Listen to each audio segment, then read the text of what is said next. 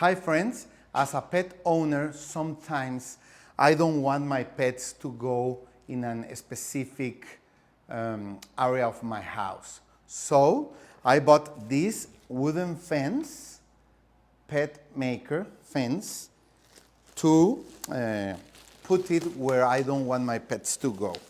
As you can see, let me tell you, it is a wood fence. The color is really gorgeous. It goes with my house decoration, as you can see.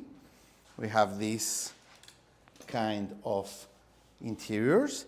And I don't want my dogs to go upstairs in the evening or in the night. So what I am going to do, as you can see, you can open it and close it really easy. It's not heavy.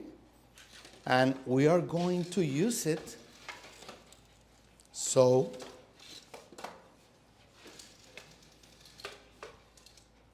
my pets stay downstairs in the night, okay? It's a really nice fence. It looks pretty with my house decoration, and of course it's enough so my dogs can't jump it.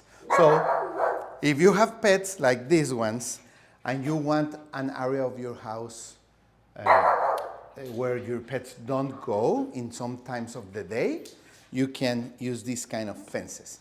There are different colors and different sizes. This is just perfect for us. Thank you.